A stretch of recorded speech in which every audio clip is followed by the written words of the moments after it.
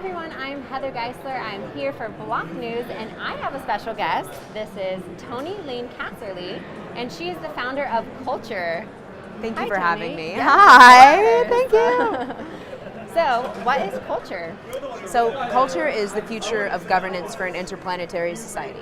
It's the idea that blockchain radically is meant to transform two core industries, and they're the way our financial service systems work and the way our governments work. Mm-hmm. And so Culture is an organization that is taking on our reorganization as a human race toward the ends of what is our collective happiness, right? Our real sovereign and collective human happiness by making government about a process of culture, sharing values. Yeah. So, what does Culture do? Yeah. So there are two core things that we do, and one is that I work to create harmony between blockchain ecosystems that are starting to look at themselves as competitive when we're really interdependent. The Bitcoin market affects the Ethereum market, so on and so forth. And I don't believe that these protocol infrastructures should be developing polarity between each other.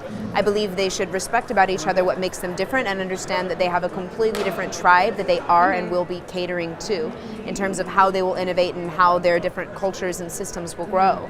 So Culture creates harmony between both blockchain protocols and also service applications built on top of those protocols.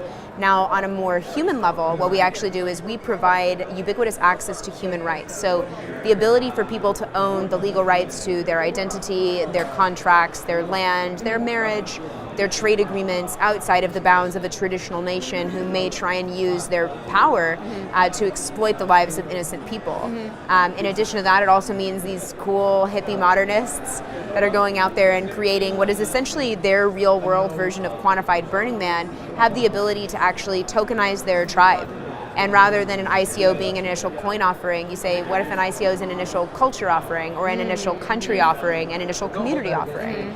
And we value each other as a community based on the economics of reciprocity. So it's creating a playground and a play space that harmonizes the ecosystem and enables our collective creative liberation. Who's going to use this? So there are two main groups. I mean, let's take a step back and realize how lucky we are sitting here in this chair today, right? That there are 1 million people that have appeared outside of Bangladesh over the last 3 years. That's larger than San Francisco, New York, LA, a third of the population of Singapore that are literally living in shanty refugee villages who may never have a national identity for as long as they live on Earth. And so there's a huge market for universal citizenship in that. And that's just the beginning. We might experience climate devastation so extreme that the displacement of our own, just because we have a displacement of human life, does not mean we should suffer from a displacement of our humanity. So it's really the idea at a core level that we work with the Web of Trust community, which is stewarded by Christopher Allen. He's an elder of the community and the co-author of TLS, the TLS standard, which essentially encrypts the web at large. And so it's the idea that our identity is owned by ourselves and we can have private and public natures to that identity, just like our Bitcoin address, and that it's stewarded by the community. And our identity is both a process of who are you subjectively and objectively, where are your communities that you associate with, and what are your skills? And in that way, we're actually creating something, an open source research and development institution for nations, for cultures, and communities to use when they're actually evaluating how someone might fit into their landscape instead of just spinning a random lottery wheel. And then the opposite end of the spectrum is the Buckminster Fuller hippie modernist. So someone who's like, I want to go build a geodesic dome and create a bunch of Burning Man art with all my friends. And even beyond that, it's things like, like the Summit community. They've actually taken a community and they've bought a lot of land and they've started actually scaling out a place for people to live in the middle of the mountains. So there are a bunch of models like this popping up, and we're really just stewarding all of these different infrastructure pieces into something that is more dynamic and fundamentally, as it should be, realized, self-actualized, self-enlightened to its own interdependence. Where are you at in the process of all of this? Yeah, so technology is never complete, so it is a process of continual building and then going out there. Where it's interesting because the idea of where am I in the process imagines that I know where this will end. And I can't say that I do, but I can say that I spend a lot of time thinking about how do I mitigate what could be an unintended consequence of this technology and surround myself with people who could do that. And then I spend the other half of my time going very deep into the dream of what this actually is. And so where are we in the process? I think for where we should always be in the process is that we're just getting started, and that is how we continue to innovate. Yeah, that's a really good answer. So why do you have so much passion behind this? How did you start this? Or even just in the blockchain world? I just can't sit idly by, and I just can't sit idly by and watch what makes us human be so undervalued. You know, Darwin didn't actually say survival of the fittest. What Darwin actually said is that humans who possess the highest capacity for sympathy, qualities we know now as empathy and compassion, reciprocity and altruism, these will be the most likely to survive during periods of hardship.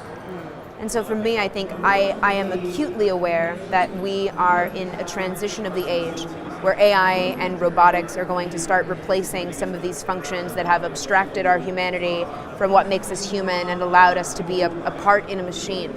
But building something greater, I believe, means first finding your purpose and being given access to the opportunity to be able to pursue that.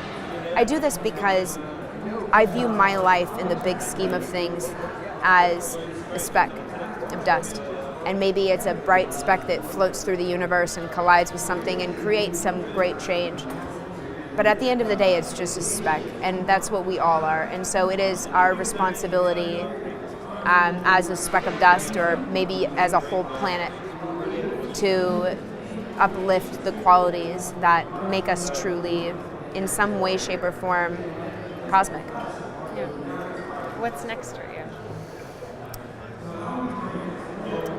I ask myself that question every 5 minutes, basically. I have people doing my schedule for me, so they would probably be better. So we need to find your yeah, thank goodness for my logistics people. Thank you. You guys are amazing. Just continuing to try and be in this life, to try and be of service towards something greater for us all. Mm-hmm. Is that the message you'd like to share with Block News viewers? Sure, and that you are all capable of doing anything that you want to do in this world. Just get up and please go out there and do it. Anyone who's ever made you feel like you're not good enough, those people are just trying to project on you how they feel about themselves. You are. And you can do anything you set your mind to. Just align with your heart and follow your purpose, because you know better than anyone else. You know yourself. So if anyone comes into your life and tries to make you believe that you're something that you're not, don't listen to them, because you know what's real in here, and thank you. Where can they find more information about culture? So the website is culture, just the word culture, but .re, so CULTU.re. And I'm at Toni Lane C on Twitter and on Telegram, and my website is tonylane.com/TV, which is where you'll find this interview. Yes. Thank you. Thank you so much, Toni. For sure. Thank you so much, viewers. And we'll see you next video.